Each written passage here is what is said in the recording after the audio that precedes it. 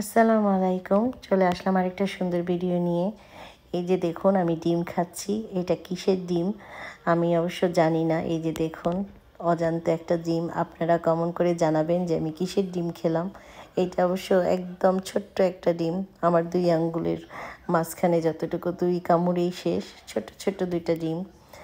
এই ডিমটা জানি না কিসের, কোত্থেকে পেলাম সেটাই আপনারা আসলে বলবেন যে এই ডিমটা আসলো কোত্থেকে। আর আমরা আমেরিকার বাড়িতে এই ডিমটা যদি কারো পোষা পাখি থাকে, প্রাণী থাকে, তাহলে এই ডিমটা পাওয়া যাওয়ার কথা। তো আমার ব্যাকইয়ার্ডে কোত্থেকে এই ডিমটা আসলো আমি তখনও জানি না। তবে ডিমটা পাওয়ার পরে আমি খুব খুশি ছিলাম যে আমার কাছে মনে হচ্ছে যে খাওয়া যাবে, এবং আমি বয়েল করেছি চুলার পরে। একদম সুন্দর দেখি, মুরগির ডিমের মতোই লাগছে। তা আমি এটাকে এই যে এখন খোসা ছাড়িয়ে দেখলাম যে আসলে ডিমটার মধ্যে কোনো গন্ধ নাই বা কোনো ধরনের কোনো কিছুই নাই, যে খুব সুন্দর মানে ফ্রেশ ডিমটা পেয়ে গেছে। তা আমি হতে পারে কোনো পাখি বা বক বা কোনো কিছুই তো আমার ব্যাকইয়ার্ডে অনেক সময় আসে। তা আমি খুব নির্ভয়েই খাচ্ছি, কিন্তু আমার হাজব্যান্ড অনেক জোর করতেছিল যে সাপের ডিম খাচ্ছ, কারণ এখানে অনেক সাপ পাওয়া যায়। আমি সাপের ডিমও আমি তুলে নিয়ে আসছি। আমার ছোটোবেলার অনেক এসব ডিম তোলার কাহিনী আছে। নদীর ধারে থেকে একবার সাপের ডিম তুলে নিয়ে আসছিলাম। তো এরকম অনেক মজারই আমার লাইফে আছে। তো এইটাকে আমি বয়েল করে যখন খাচ্ছি তখন অনেক দুষ্টামি করছে, বলে তুমিই খাও।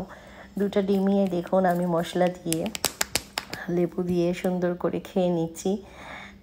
তো আমি দুষ্টামি করে বলছিলাম চাইনিজরা কত কিছু খায়, তো ওকে যখন ডিমটা দেখাইছি ওর হাতেই তুলেছিলাম ডিমটা। দেখুন ও ভয়ে ভয়ে ডিমটা এই যে বাসা থেকে তুলতেছে, আর খুব ভয়ও পাচ্ছিল যে সাপ আছে কিনা।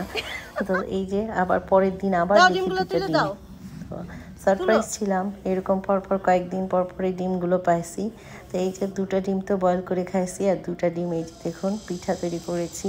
সেই পিঠার মধ্যে আমি ছোট্ট ছোট্ট যেহেতু ডিমগুলো, তা আমি এই জন্য ডিমটা ভেঙে ওর মাঝখানে, খোলা পিঠার মাঝখানে দিয়ে দিয়েছিলাম যে তারপরেও যদি আমার হাজব্যান্ড খায়, কিন্তু কখনও খায়নি।